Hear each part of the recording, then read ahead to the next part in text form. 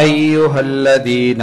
آمنوا صلوا عليه وسلموا تسليما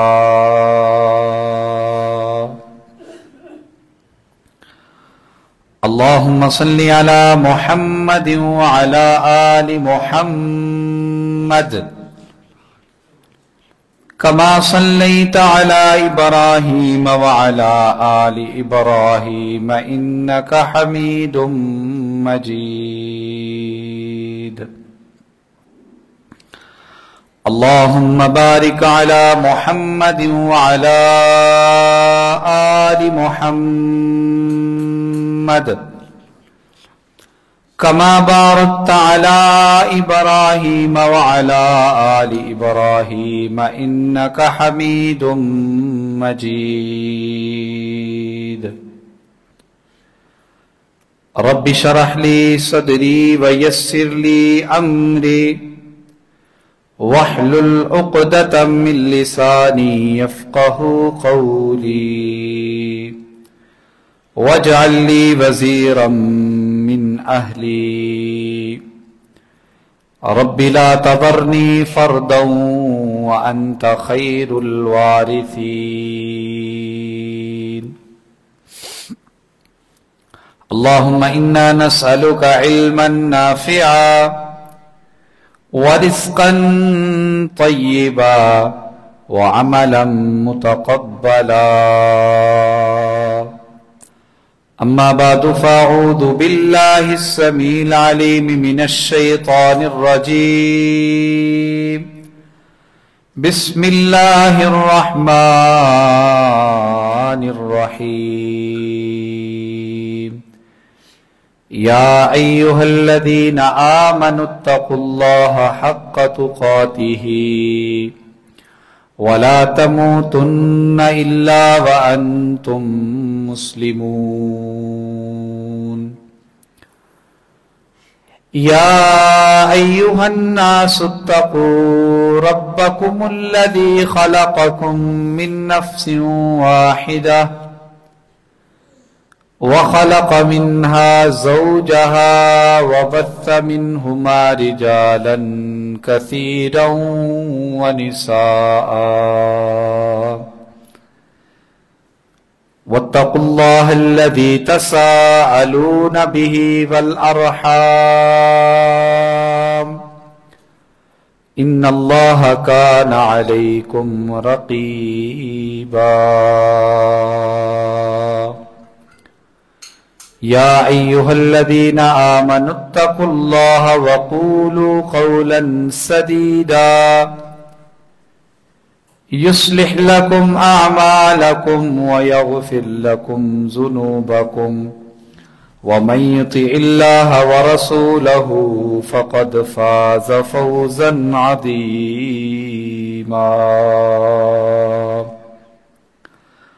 أما بعد فإن خير الحديث كتاب الله وخير الهدي هدي محمد صلى الله عليه وآله وسلم وشر الأمور محدثاتها وكل محدثة بدعة وكل بدعة ضلالة وكل ضلالة في النار قال الله تعالى في القرآن المجيد والفرقان الحميد وما من دابة في الأرض إلا على الله رزقها ويعلم مستقرها ومستودعها كل في كتاب مبين قال الله تعالى في المقام الآخر فقلت استغفروا ربكم إنه كان غفارا يرسل السماء عليكم مدرارا ويمددكم بأموال وبنين ويجعل لكم جنات ويجعل لكم أنهارا ما لکم لا ترجون للہ وقارا یا الہی جب تک میرے جسم میں جان رہے میری یہ تمنا ہے کہ میرے لب پہ تیرا قرآن رہے اور یہ تمنا ہے کہ اس دنیا میں کوئی کام کر جاؤں اور یہ تمنا ہے کہ اس دنیا میں کوئی کام کر جاؤں اگر توفیق ملے تو خدمت اسلام کر جاؤں الہی تو رحیم ہے تو کریم ہے تیری ذات مولا سب سے عظیم ہے تو کرم اپنا عطا مولا تو کرم اپنا عطا مولا تیرے کرم پہ ہم کو یقین ہے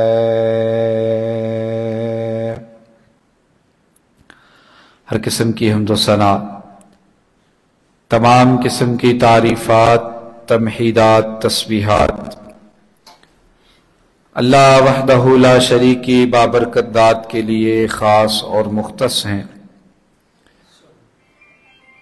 جو کل کائنات کا خالق مالک رازق داتا حاجت روا اور مشکل کشا ہے انگنت لا تعداد درود و سلام ہستی مقدس و مطہر و مشرف و مکرم پر جن کا نام نامی اسم گرامی حضرت محمد صلی اللہ علیہ وآلہ وسلم ہے اللہ کی حمد و ثنا اور درود و سلام کے بعد رحمت اور بخشش کی دعا آل رسول اہل بیت اصحاب رسول رضوان اللہ علیہم اجمعین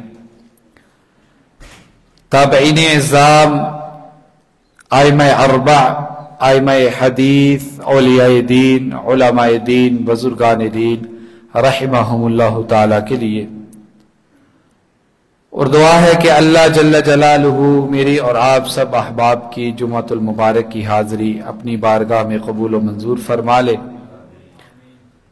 میرے سنانے کے بعد آپ کے سننے کے بعد اللہ مجھے اور آپ کو عمل کی توفیق عطا فرمائے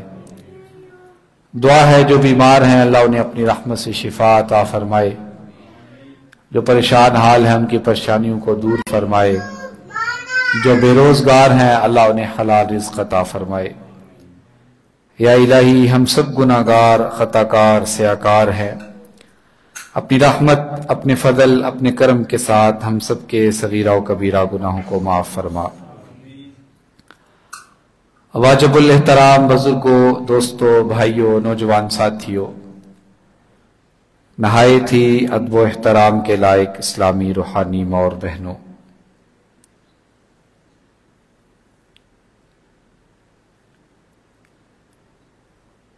رزق کی تقسیم اللہ کے ہاتھ میں ہے اور وہ اللہ رب العزت کی ذات جس طرح چاہے اپنی مخلوق میں اس کو تقسیم کرتے ہیں اس جہاں میں جتنی بھی مخلوقات پائی جاتی ہیں حشرات الارض ہوں جانور ہوں یا اشرف المخلوقات یعنی کہ ہم انسان ہوں ان تمام کے رزق کی ذمہ داری اللہ رب العزت کی ہے اللہ تعالیٰ نے قرآن مجید میں اس چیز کا درس دیا وَمَا مِن دَابَّةٍ فِي الْأَرْضِ إِلَّا عَلَى اللَّهِ رِزْقُهَا کہ رزق کے حوالے سے انسان کو پریشان نہیں ہونا چاہیے، یہ اللہ کے ذمے ہے،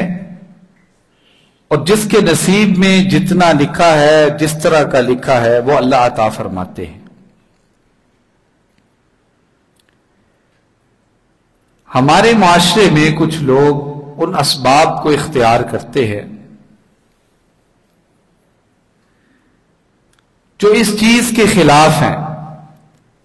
اس چیز کا متضاد ہے کہ رزق دینے والی ذات اللہ کی ہے، لیکن اس کے علاوہ وہ ایسے اسباب اختیار کرتے ہیں اور اس چیز کا دعویٰ کرتے ہیں یا اظہار کرتے ہیں کہ فلاں کام کرنے سے، فلاں کے پاس جانے سے مجھے بہت زیادہ رزق مل گیا ہے۔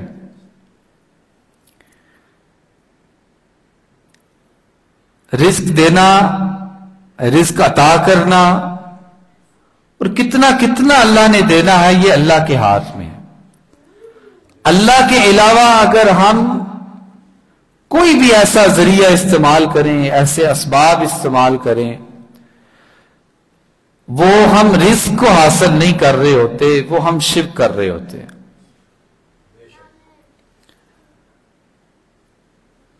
اور بہت سے احباب ایسے بھی ہیں ہمارے معاشرے میں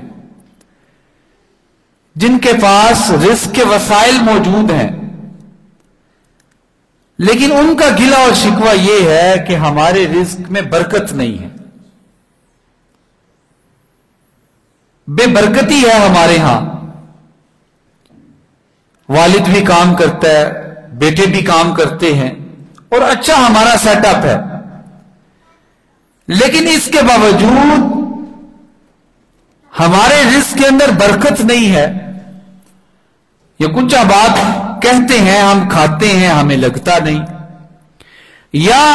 ہمارے پاس رزق تو بہت زیادہ ہے لیکن ہمارے معاملات اچھے انداز سے نہیں چلتے، اس میں خرابیاں پیدا ہو جاتی ہیں۔ تو سب سے پہلے ہمارا یہ نظریہ پختہ اور ہمیشہ رہنا چاہیے کہ رزق دینے والی ذات اللہ کی ہے،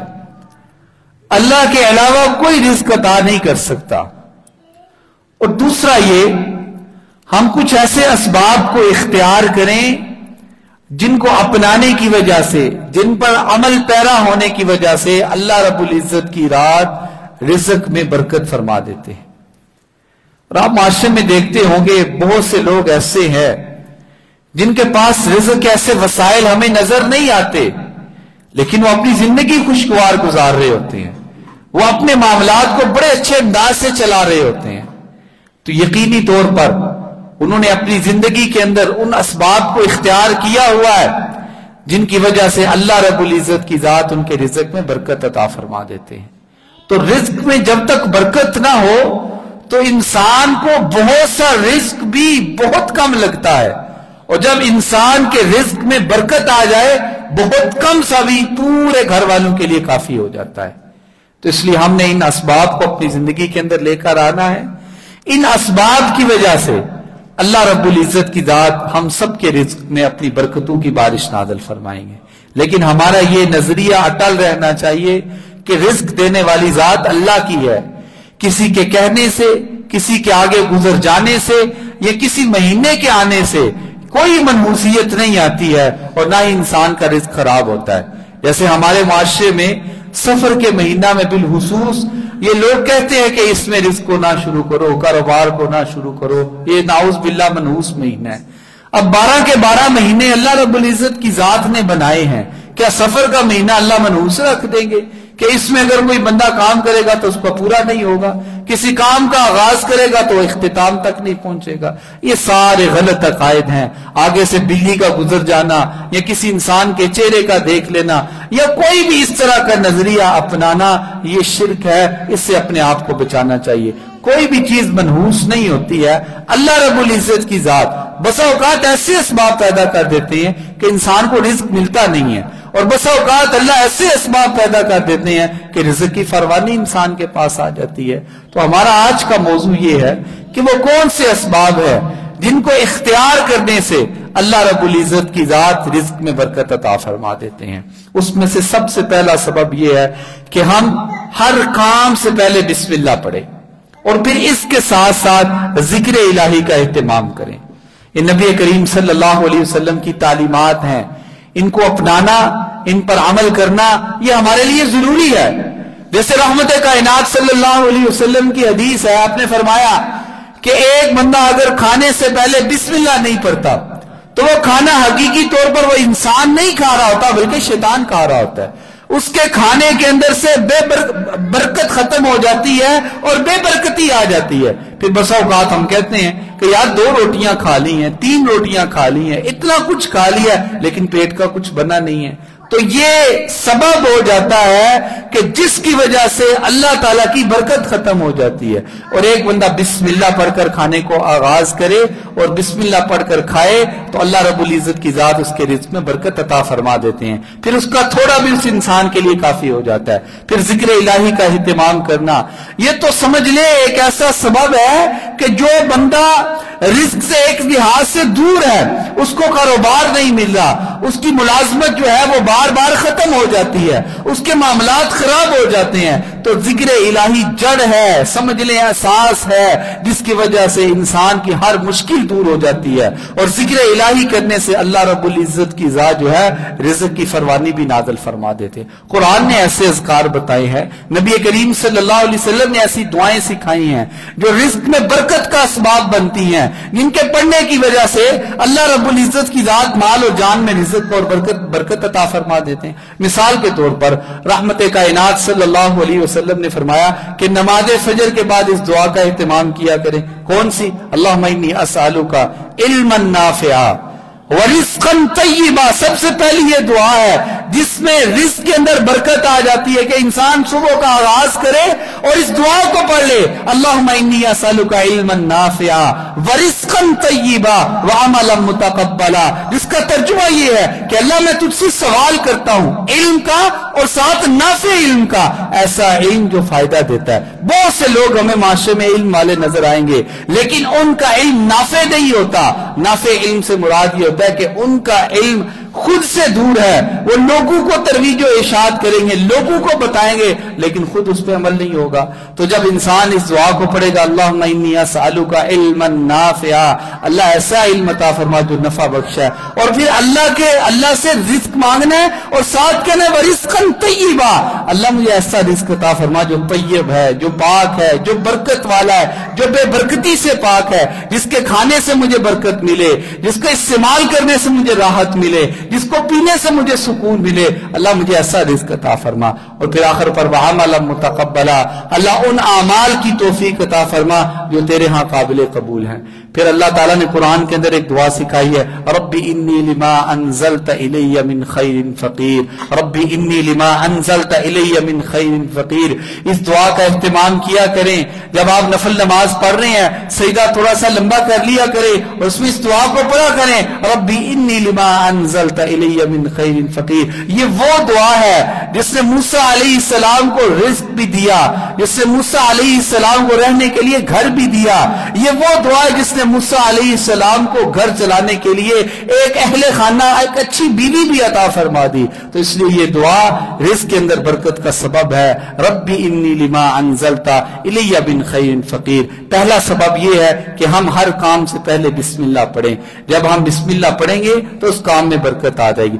جیسے آپ صلی اللہ علیہ وسلم نے فرمایا نا کہ ایک انسان وضو کرتا ہے لیکن وضو سے پہلے بسم اللہ نہیں پڑھتا تو اس کا وضو ہی نہیں ہوتا ہے، ظاہری بات ہے وہ پھر وضو برکت والا نہیں رہتا، بے برکتہ ہو جاتا ہے۔ تو اس لیے ہر کام سے پہلے، شروع کرنے سے پہلے بسم اللہ پڑھنا یہ مسنون ہے، اور جب بسم اللہ پڑھیں گے تو رزق میں برکت آئے گی، بے برکتی کا خاتمہ ہوگا، اور پھر ان ذکر کو کرنا، ان دعاؤں کو پڑھنا جو رسول اکرم صلی اللہ علیہ وسلم نے بالخصوص اس لیے سکھائی ہیں، جن سے اللہ تعالیٰ وہ رزق عطا فرماتے ہیں جس رزق میں برکت ہوتا ہے۔ دوسری چیز ہے وقت پر فرض نماز کو ادا کرنا۔ اللہ تعالی ہم سب کو یہ توفیق عطا فرمائے۔ یہ انتہائی اہم عام ہے. نبی کریم صلی اللہ علیہ وسلم سب سے پہلے اللہ رب العزت کی ذات نے، پھر آپ صلی اللہ علیہ وسلم کے فرمانات سے اس چیز کا ہمیں علم ہوتا ہے کہ نماز کا پڑھنا ایک مسلمان کے لیے لازمی اور ضروری ہے. اور اگر ایک بندہ نماز کو چھوڑ دیتا ہے، نماز پڑھتا ہی نہیں ہے، پھر اگر پڑھتا ہے وقت پر نہیں پڑھتا، یہ دونوں ہی غلط کام ہے. ایک ہوتا ہے انسان کسی کام کے اندر مصروف ہے یا ایسی مصروفیت ہے جو انسان کا ایک شرعی عذر بن چکی ہے، اس وجہ سے اگر نماز لیٹ ہو رہی ہے وہ ایک علیحدہ بات ہے. لیکن ایک انسان جان بوجھ کر فارغ گھر میں بیٹھا ہوا ہے، کوئی کام نہیں ہے، کسی بھی مشغولیت میں نہیں، اور پھر جان بوجھ کر نماز کو لیٹ کر لے تو یہ بھی درست نہیں ہے. اور اگر ہم چاہتے ہیں کہ اللہ تعالی ہمارے رزق میں برکت عطا فرمائے تو ہمیں چاہیے کہ ہم نماز کا اہتمام خوشو و خضوع کے ساتھ کریں، ہم نماز کا اہتمام وقت پر کریں. نبی کریم صلی اللہ علیہ وسلم کی احادیث اور اللہ رب العزت کے فرمانات ہمیں اس چیز کی تعلیم دیتے ہیں کہ نماز کے اہتمام سے جہاں پہ اللہ تعالیٰ گناہوں کو معاف فرما دیتے ہیں، نماز کے اہتمام سے جہاں ایک فریضہ ادا ہوتا ہے، نماز کے اہتمام سے جہاں انسان کو اللہ کا قرب ملتا ہے، نماز کے اہتمام سے جہاں اللہ رب العزت کے ہاں ایک انسان مقبول ہوتا ہے، وہاں پر نماز کے اہتمام سے اللہ رب العزت کی ذات رزق میں بھی برکت عطا فرما دیتے ہیں. نماز کے اہتمام سے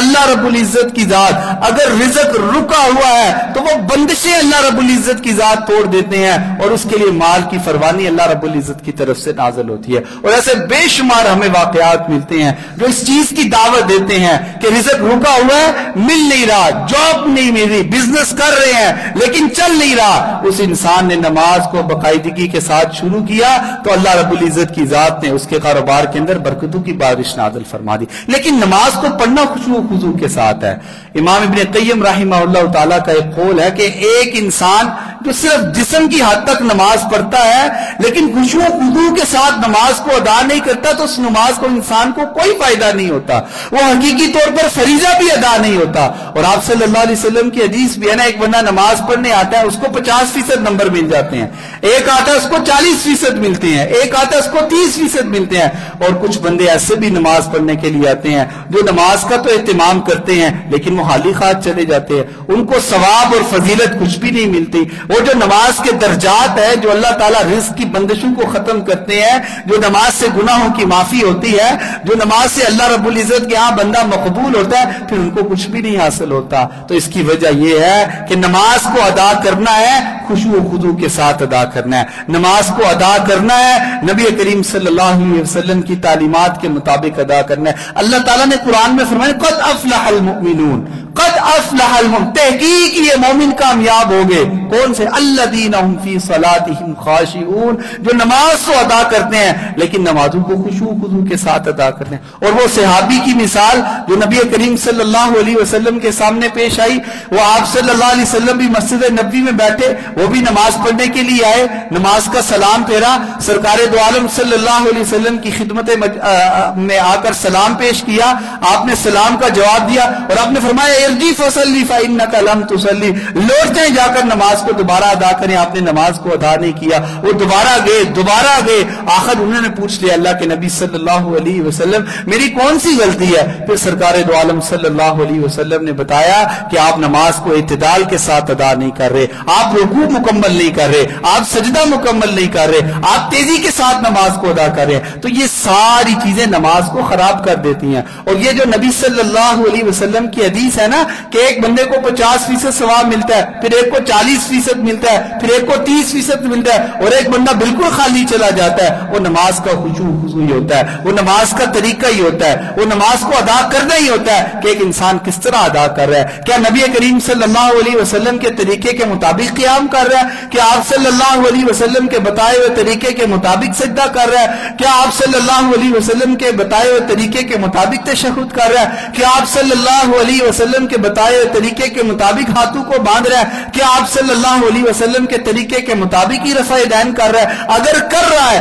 تو پھر اس کو اجر اور ثواب بھی ملے گا. اگر اسی طرح ادا کر رہا ہے جس طرح اللہ کا حق ہے کہ اس کو ادا کرنا ہے اور اللہ چاہتے ہیں کہ اس طرح ادا کی جائے، پھر اللہ رب العزت کی ذات گناہوں کو بھی معاف کرتے ہیں، پھر اللہ رب العزت کے ہاں وہ بندہ مقبول بھی ہوتا ہے، اور پھر اللہ رب العزت کی ذات اس کے رزق میں برکت بھی عطا فرما دیتے ہیں. اگر ایک گھر کے اندر ایک بھی 10 سال साल का बच्चा है ना और उस घर के अंदर वो बच्चा नमाज नहीं पढ़ता तो समझ लें पूरे घर के अंदर बेबरकती आ चुकी हुई है, बरकत का खात्मा हो चुका है। हम जायजा ले सकते हैं बासानी क्या हमारे घर के अंदर सारे नमाज पढ़ने वाले हैं या बेनमाज मौजूद हैं। अगर तो बेनमाज मौजूद है तो समझ लें कि हम अपने रिज़्क को खुद बेबरकता कर रहे हैं। अगर बेनमाज घर के अंदर मौजूद है तो सुकून हम हकीकी तौर पर हासिल नहीं कर सकते, रिज़्क में हम बरकत को हासिल नहीं कर सकते। रिज़्क में बरकत को हासिल करने के लिए जरूरी है कि नमाज पंजगाना को अदा किया जाए, वक्त पर अदा किया जाए और नबी करीम सल्लल्लाहु अलैहि वसल्लम के तरीके के मुताबिक अदा किया जाए। सरकार सल्लल्लाहु अलैहि वसल्लम ने जिस तरह तरीका बताया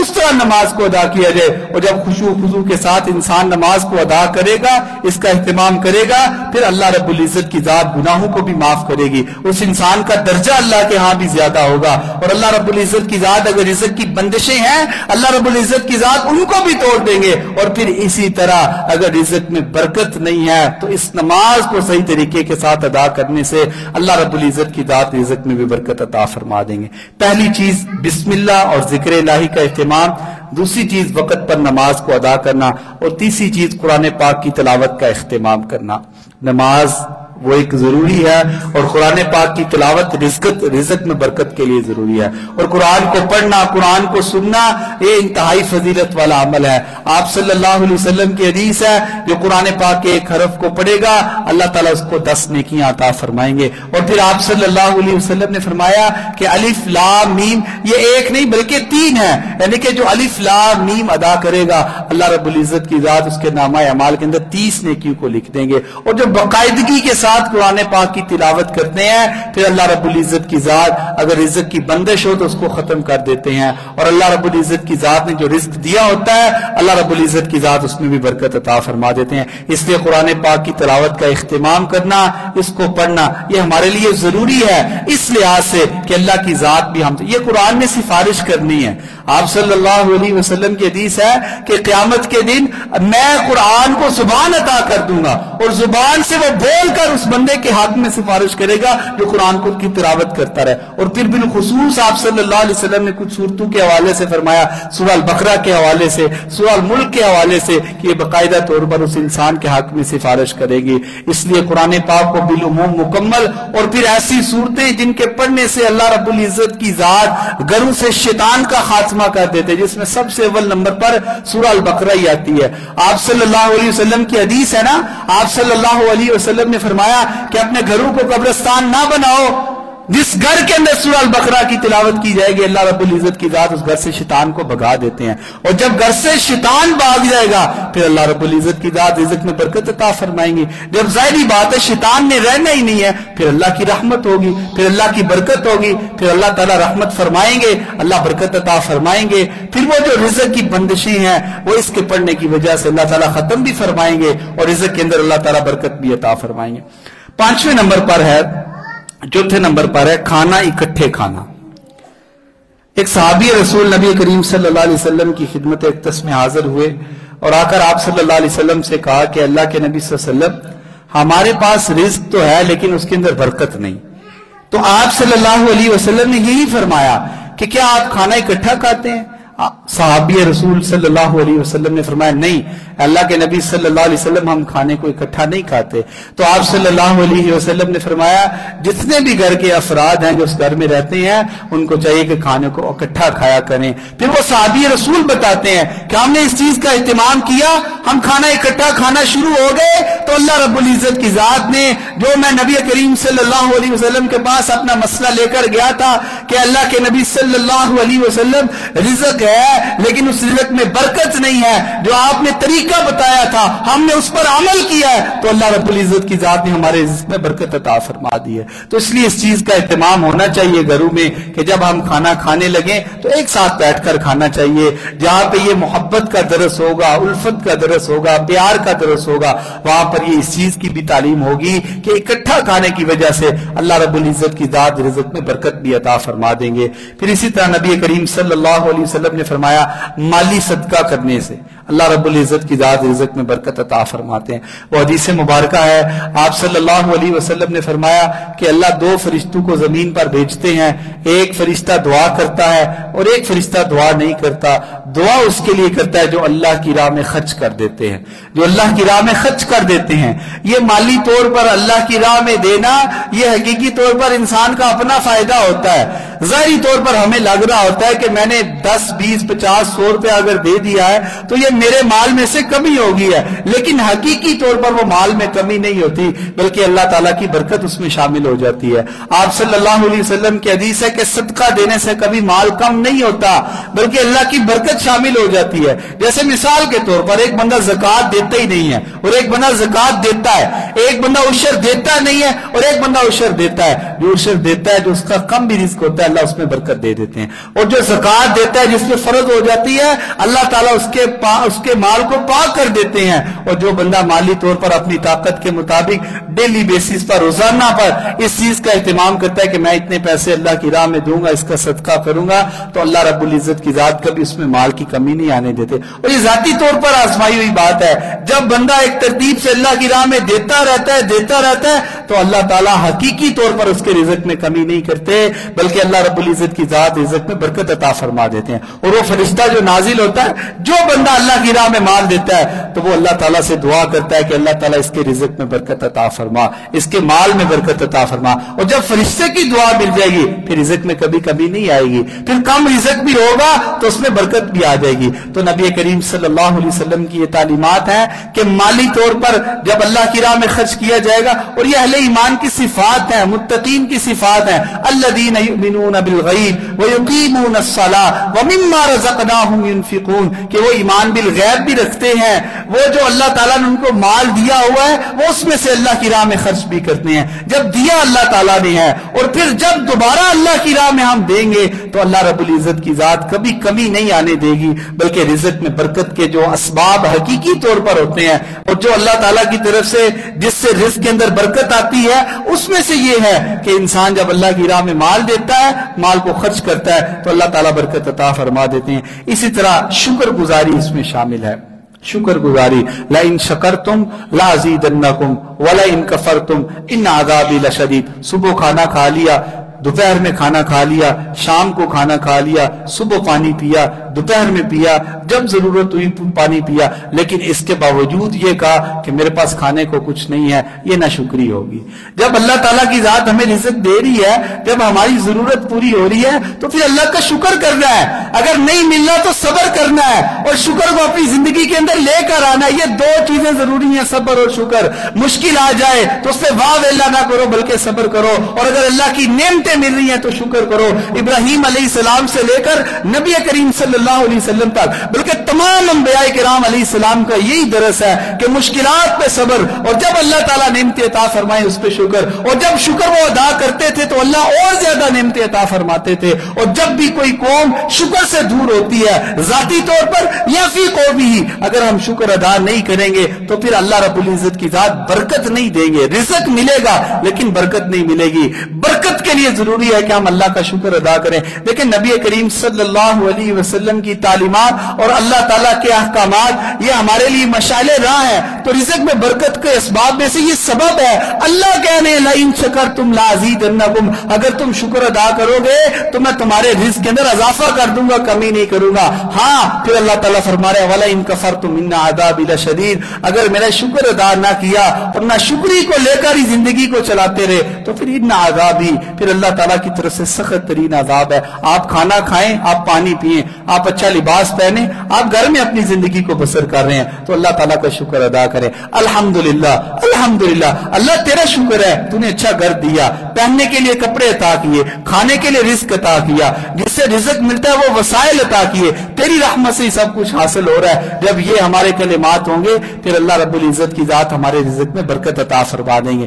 اور جب سب کچھ حاصل ہو رہا ہے اور پھر اگر ہم نہ नाशुक्री करेंगे तो फिर अल्लाह ताला की तरफ से जो बरकत है वो हासिल नहीं होगी। बस औकात हो सकता है रिज़्क़ हासिल हो रहा हो, लेकिन बरकत इंसान को हासिल नहीं होगी। बरकत को हासिल करने के लिए शुक्र करना जरूरी है। फिर इस्तिग़फ़ार की कसरत करें, इस्तिग़फ़ार जरूरी है, लाजमी है रिज़्क़ को हासिल करने के लिए और रिज़्क़ में बरकत के लिए भी। अल्लाह ताला ने कुरान में इस चीज का दर्स दिया है, फ़क़ुल्तु अस्तग़फ़िरू रब्बकुम इन्नहु काना गफ़्फ़ारा युरसिलिस समाअ अलैकुम मिदरारा व युमदिदकुम बिअम्वालिन व बनीन व यजअल लकुम जन्नातिन व यजअल लकुम अनहारा मा लकुम ला तर्जून लिल्लाहि वक़ारा। कि इस इस्तिग़फ़ार की वजह से अल्लाह रिज़्क़ भी अता फरमाएंगे। इस इस्तिग़फ़ार की वजह से अगर बारिशों की जरूरत है अल्लाह बारिशें भी अता फरमाएंगे। इस इस्तिग़फ़ार की वजह से अगर फल अनाज और फसल के अंदर कमी आ रही है तो अल्लाह उसमें भी बरकत अता फरमाएंगे। और इसी इस्तिग़फ़ार की वजह से अगर अल्लाह ने औलाद नहीं दी हुई तो इस इस्तिग़फ़ार को अगर कसरत से किया जाए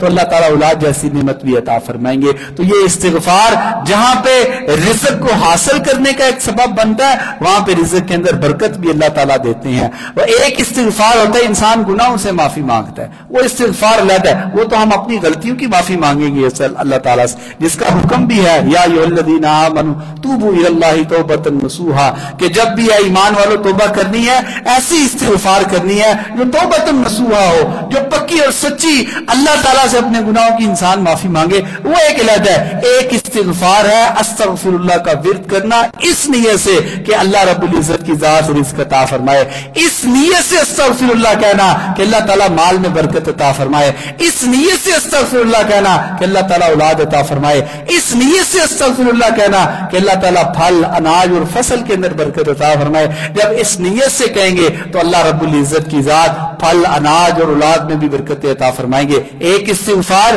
गुनाहों से माफी का, वो भी मांगते रहना चाहिए, हम सब गुनाहगार हैं। और एक इस्तिग़फ़ार इस नियत से करना कि अल्लाह ताला रिज़्क़ में बरकत अता फरमाए, माल में बरकत अता फरमाए, जो अल्लाह ने रिज़्क़ दिया है अल्लाह उसमें बरकत अता फरमाए, जो हम फसल उगाते हैं लगाते हैं अल्लाह उसमें बरकत अता फरमाए। तो इस इस्तिग़फ़ार की वजह से अल्लाह रब्बुल इज्जत की जात बरकत अता फरमाएंगे। इसी तरह एक अमल है सिला रहमी करना। नबी करीम सल्लल्लाहु अलैहि वसल्लम की हदीस है, मन अरादा अन युबसत लहू फी रिज़्क़िही व युनसा लहू फी असरिही फलयसिल रहिमा। आपने फरमाया जो बंदा इस चीज को पसंद करता है कि अल्लाह रब्बुल इज्जत की जात उसके रिज़्क़ में बरकत अता फरमाए और उसके उम्र में बरकत अता फरमाए, आपने फरमाया फलयसिल रहिमा, वो सिला रहमी को अपने दिल के अंदर पैदा कर ले, वो सिला रहमी को अपने वजूद के अंदर पैदा कर ले, वो सिला रहमी को हमेशा अपनी जिंदगी के अंदर आगे रखे तो अल्लाह रब्बुल इज्जत की जात उसके रिज़्क़ में भी बरकत अता फरमाएंगे और अल्लाह रब्बुल इज्जत की जात उसके उम्र में भी बरकत अता फरमाएंगे। मन अरादा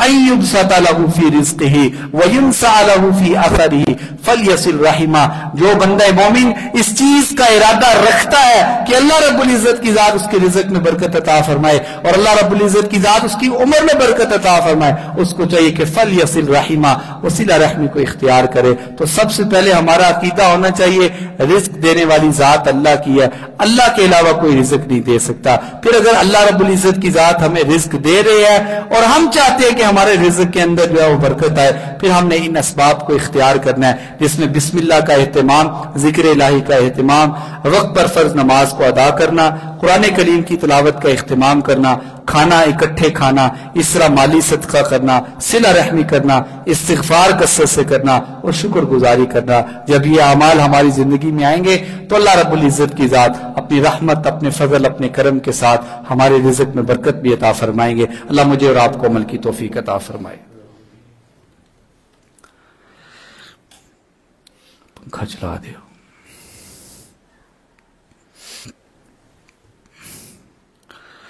इन्नल हम्दलिल्लाहि नहमदुहु व नस्तईनुहु व नस्तगफिरुहु